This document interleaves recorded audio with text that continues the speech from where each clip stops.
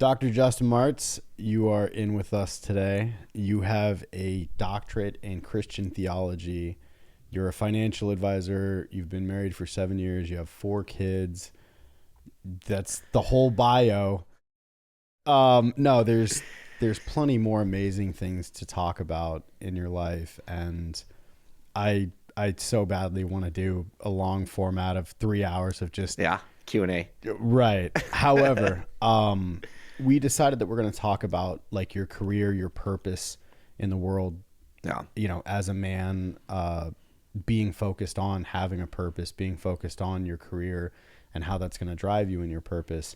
And I think obviously there has to be some semblance of kind of killing the ego before you can actually even understand what your purpose is. And we were kind of discussing that off air, and we have very similar paths where we used to be different people. And so what was it like for you to kill your ego in order for you to get to your purpose on this earth? Yeah, great question. Like we even mentioned earlier, when I remember when I was younger, I grew up in a Christian home, great family, great parents, really active in church. And I was always a very, extroverted people person, right? So that was like always who I've been. And I know I wanted to go into ministry. And so I just did a lot in that space. But the stubbornness, I guess, of youth in general, and the pride that kind of came with education, and then just wanting to do what I wanted to do, even getting married young, when my parents kind of helped, tried to make me think more about that, and um, and going through school, this like kind of zipping through college, and then going up to graduate school, and being married at that time. But the focus was like solely on like what I wanted to do and where I wanted to go. Right. And with all of that came like a level of, like, was all about me and my journey, and kind of where I wanted to end up. And then when there was a point in my life where I finished graduate school, I had an opportunity to teach at Phoenix Seminary as an adjunct, and I was young. Um, and I was teaching like intro to Greek and a couple things. And when I look back now, I realize how like great of a an opportunity that was. But at the time, I was also working at a bank part time, like I guess full time, and then that just kept getting like turning into more and more and more and promotions. And I remember there was like a moment where that became more important to me than really what I wanted to do in ministry or in teaching. And so that kind of went to the side. And then my wife at the time also preferred that over ministry because she was more introverted, and just like the security of, more money Right. was okay. And not that money's bad, but like, again, all of this stuff, just like there's parts of my personality that resonate with, achieving and competition and success, that just became a driving factor. And then it just literally became more of who I was. And you just get to a point in that kind of career where you get stuck. Like it's like a golden handcuff, right? Like you just like are making great money, and it's like kind of soul sucking, but like where are you going to go type thing, right? And then by that time I had a couple kids. And then I got a promotion that moved us to the Prescott area. Okay.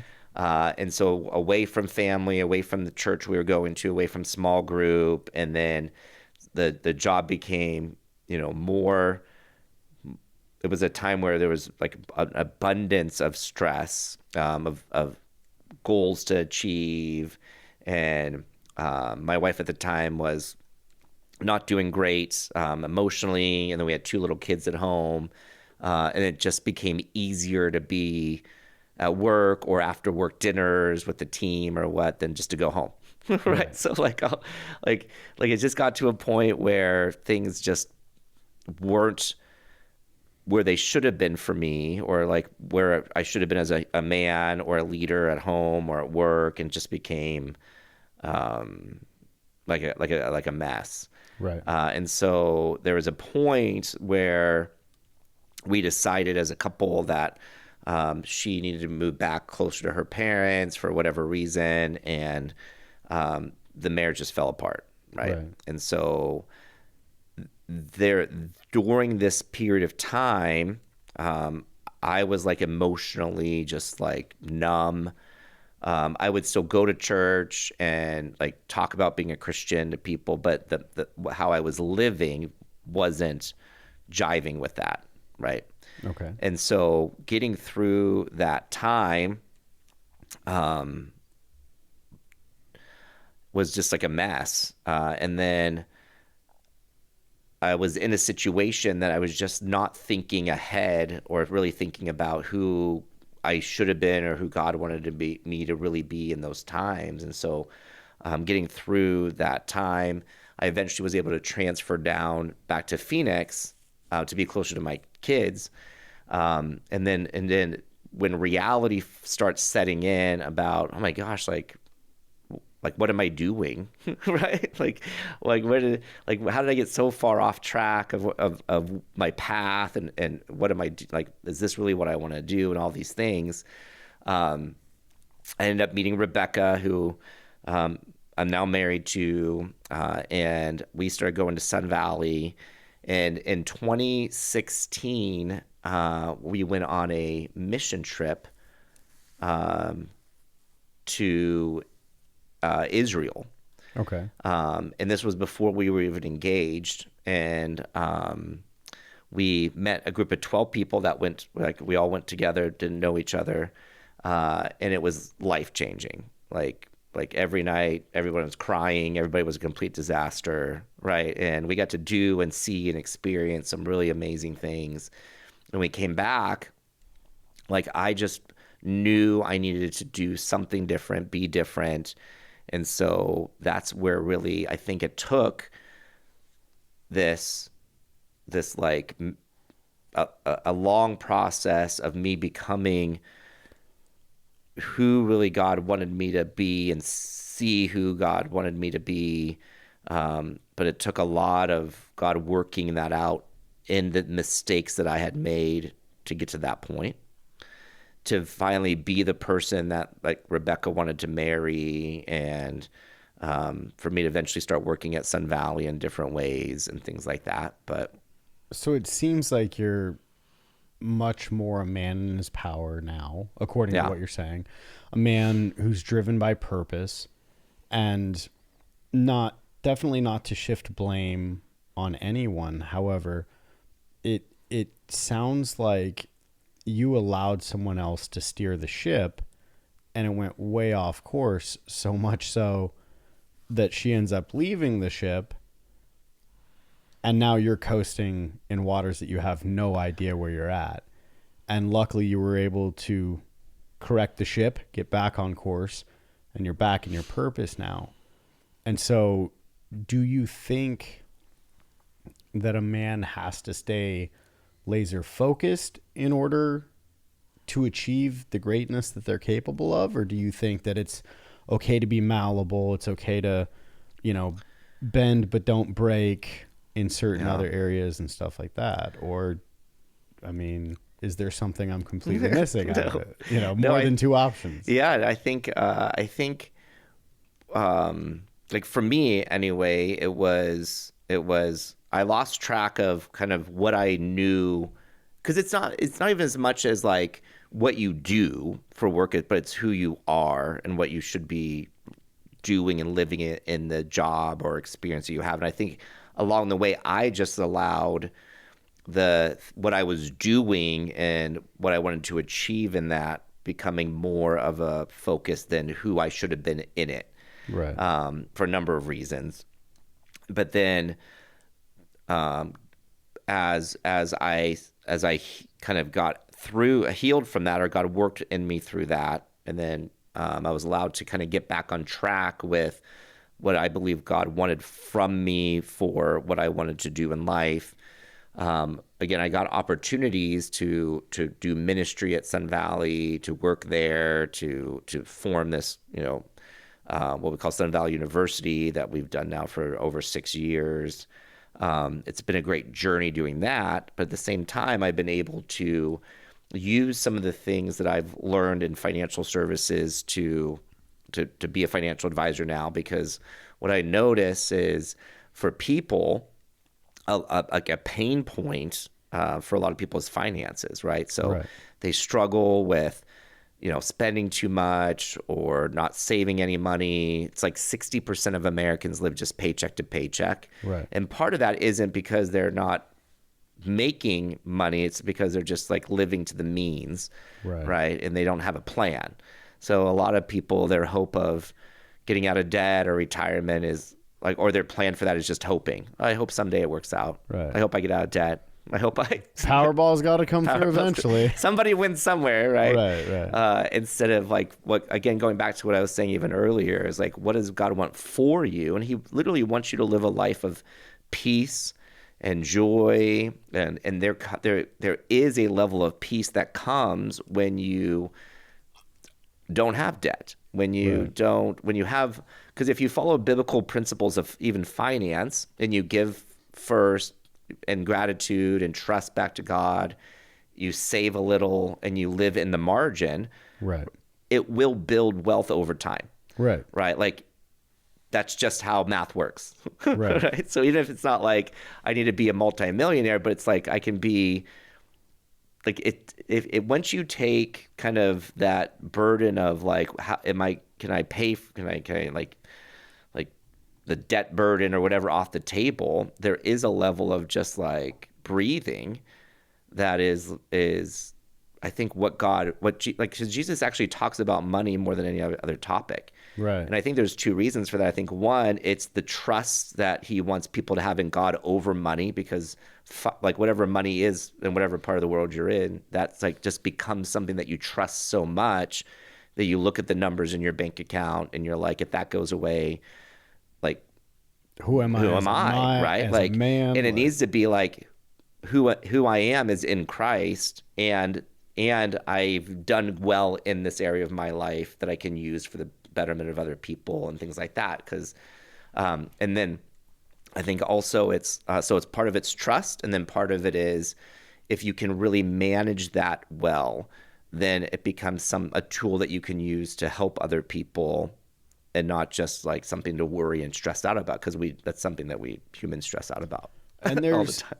There's a lot of men out there right now that are feeling low, and we're just coming out of Christmas, right? Yeah. And so an alarming statistic is December is the highest rate of suicide, right? Mm-hmm. And there is probably a lot of societal pressure on men. Couldn't afford the Christmas gifts this year, or they're without their families, or what have you. But I'm sure there's a man out there right now that, even if it's not, if this is an older podcast they're listening to, that they might be in a headspace because financially they're not crushing it. And so, they're probably thinking that the amount of zeros in their bank account is defining who they are as a man. And I would urge them to not do that, right? And yet also there is a different way of behaving, a different way of living, a different way of thinking and operating when you're out of debt. And when you don't have those financial constraints, or you're not spending time figuring out, do I need to keep the electricity on or the insurance in the car? Like, how can I cut from an already meager budget? And maybe there are certain things that you have to sacrifice. I personally would say, like, stop smoking, vaping, drinking. That's right. If you're doing any type of drugs, like maybe cut those before you cut the lights off. but you know, you do operate differently when you're not constantly stressing about finances. And I grew up in a dirt poor home, and I'm not wealthy by any means, but we pay the bills, right? And it's different. Yeah. You live with a lot less stress. You're having a much happier life, right? And there's been things that we've had to cut, we've had to sacrifice. And, you know, if, as you were saying, give in gratitude, right? And then save a little bit and then live within the margin, like you were saying, you end up building up to where you can then live the life that you're trying to live right now and really struggling with. Yeah. Right. But, you know, when you end up having vices that get in your way, it also gets in the way of your purpose as well. Because if you're not financially capable, then how are you going to do what you want to do? Yeah. How are you going to fulfill your purpose? Yeah. Yeah. And to your point, men should not look at their money as a sign of their masculinity or who they are. 100%. They should look at, again, who they are in Christ, and like the fact that God loves you more than you could imagine.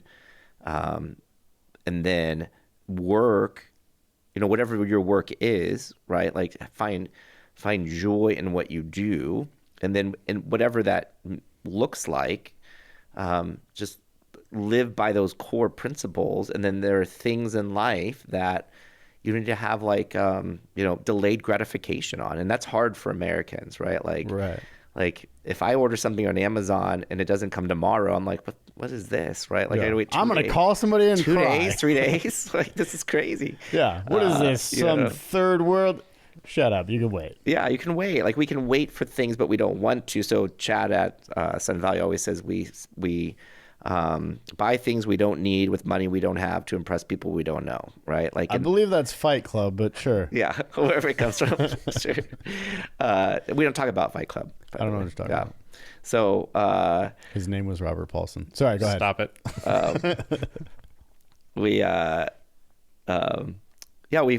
just got to, like, our value's not in what we have, but it's in who we are. And so growing in Christ likeness should be our goal. And then how that should show then how we treat people, families, coworkers, friends, all those things. And then living by principles that allow us to have peace in life, and not be stressed out about things. Right. Experiencing that kind of joy is something that, like you said, is just different. And if you can do that as a man and say, hey, I take pride in what I do. I love what I do. I'm leading well. I'm example of how to manage what I've been given well. I'm generous in what I have, and I can because I've, you know, not spent money on everything. Right. Yeah, like you said, like this time of year, not only are suicides up, but statistically, like, credit card debt just goes through the roof. Oh, of course. Like consumerism. Yeah, it just, like, skyrockets every year, and so people just get more and more in debt. And, like, even now, like, it's like 50% of Americans who are getting close to retirement are saying that they just won't have enough money to retire now. Right. It's because we've just built these habits of overspending, and trying to be more focused on now than, like, just planning for the future. Yeah. And I think if we can learn to do that better, then you can live in a way that is, you're satisfied with, like, life, right? And there's a joy and a peace that comes with being satisfied, right? That I think like being manly can come out of, and, like, that example for people of just being like, hey man, like, life's good, I'm happy. Like, yeah. And people are like, what are you talking about? What are you doing? Yeah. What kind of magic is this? Yeah. No, I worked, I've worked many a jobs, right? And worked jobs that I absolutely hated, but they paid a lot of money, right? Mm-hmm. The stress of running my own company, after 5 years, it became toxic. I hated doing it. I hated having the same conversations over and over. And the company's still alive, but I don't put into it like I did before because I was working 70, 80 hours a week. And I was miserable and making a ton of money and absolutely miserable. And then now I'm working this job where I'm making even less money. And I haven't been happier in my life. Like, I'm just so pleased. I don't make a whole lot. And I commute 2 to 3 hours every day just to go out there and work this job that fulfills me completely. That's great. And, you know, people are asking me, like, what are you doing differently? And I'm like, living a life that I really enjoy now. Yeah. It's crazy how that fits me.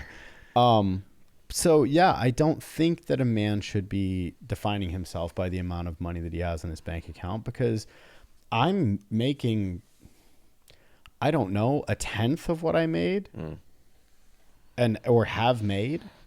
And I couldn't be happier. My back hurts at the end of every day, and yet I'm smiling. And my girlfriend is, you know, I'm sorry your back hurts, babe, but we love you so much for what you do. And then you come home and you're happy. We give you your 10, 15 minutes when you walk through the door to clear your energy from traffic.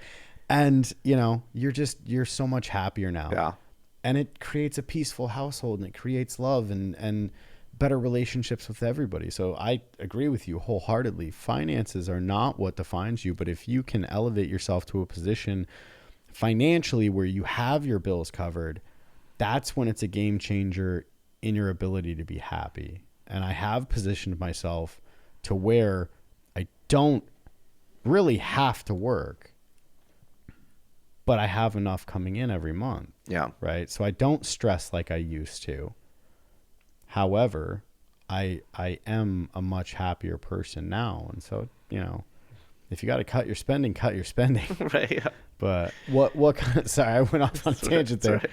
What kind of advice would you give for somebody that's in that position where they're looking at their bank account and, you know, saying negative things to themselves about that? Yeah, I would say first, don't define yourself around that, right? Like, who you are is more than that.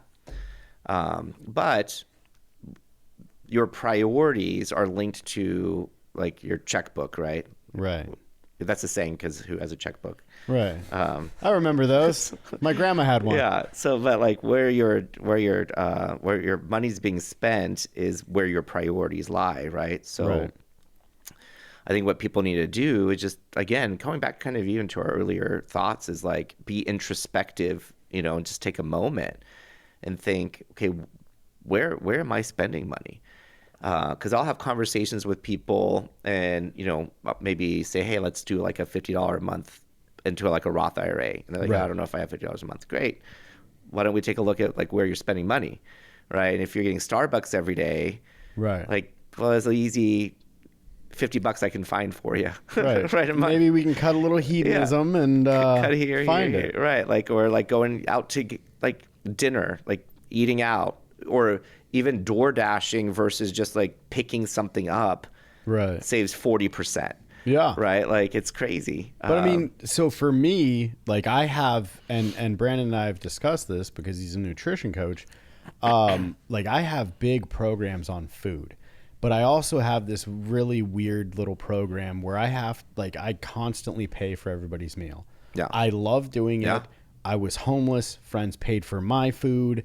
And though it was like, you know, $2 at Jack in the Box when I was 16, it meant everything to me. And so now it's almost a sense of like, I've made it. I'll pick up the check. Mm-hmm. And so I have big programs on that where like, I think even when we've gone out to lunch, I've been like, no, I got the coffee. It's a business write-off or something, Yeah. you know, just so that I No, don't it's have funny to argue because with I've you. always been generous that same way. And then what I realized, like, as I've kind of gotten older or around other people, and then you get to know somebody, right? Like, so I have relatives, for instance, that have a lot of money. They're just super stingy. Yeah. So like, I'll be like, no, I just don't want to pay for them. And then my wife will be like, don't be rude. Like, I want to pay for them. I'm like, yeah, but like, so it's like, to me, it's like, I don't know. It's like There's context. It depends on the person. Yeah, it depends on the person. That's fair. Yeah. So, in understanding that you're not defined by the amount of money that you have, right? It's more the content of who you are, what you're spending your money on. Yeah. Whether you're giving back or giving to your nest egg or giving to just the bills or giving to hedonism, like whatever it is that you're choosing. And don't get me wrong, I'm a total hedonist. I'm a diabetic who still eats desserts. Like, it'll be my downfall. Don't judge me, Brandon. Yeah. So much judgment. I love you. I love you though. Love you too, pal.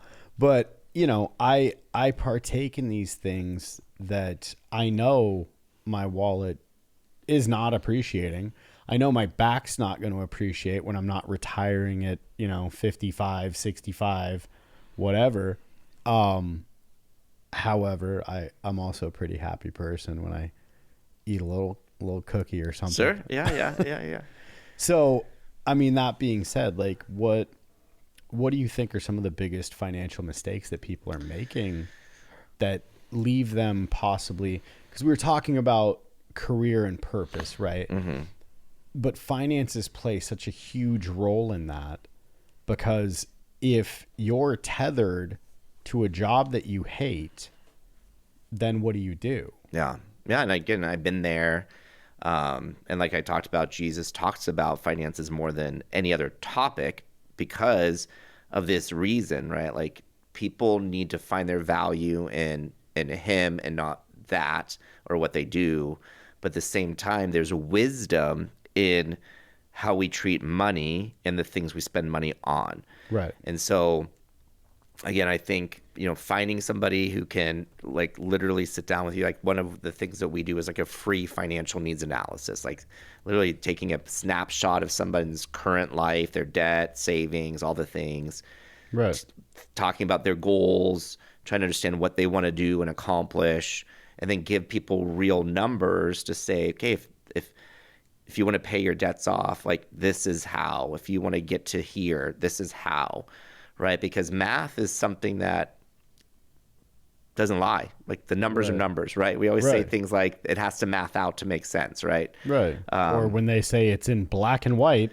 Yeah. So it's like what people need to do is, again, they need to stop just like living in the moment for like what I need now. Although like I'm guilty in that case too. We all are, except for this guy.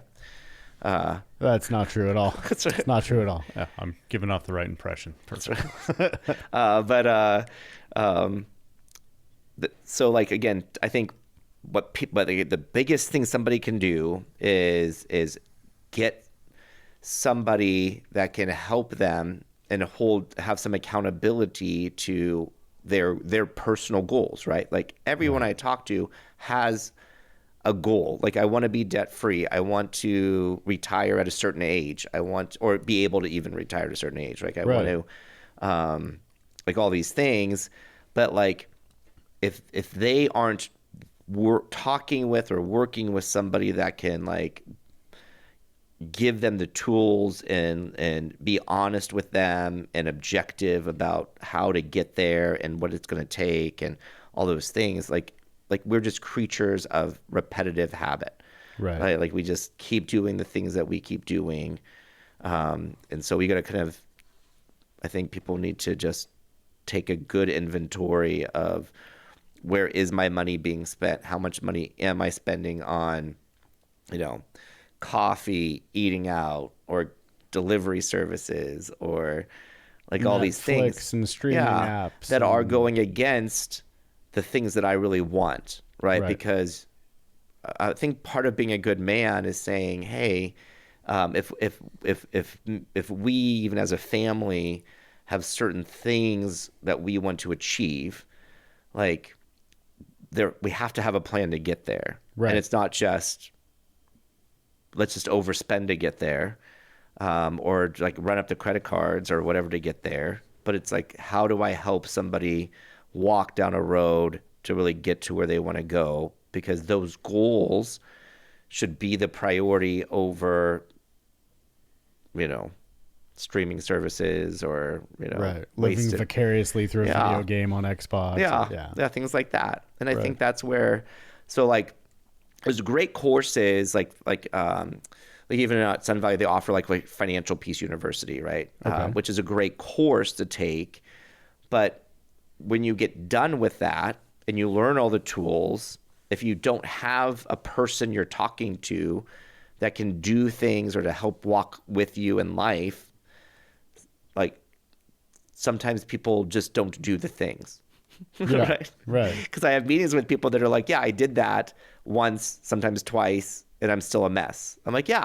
It's just like I was discussing with my Roth IRA. I stuck $500 in it, was like, I'm going to do this, and I never did it again, and it's massively jumped up, and I'm just like, yeah. Oh, good job, Eddie. All right. Yeah, people with the wealthiest people have there's automatic things that happen that they just don't think about, right? So to have like automatic money going into it monthly or something, like setting things up that are just happening, because when you have to think about it, you're just like, oh, I just didn't think about it.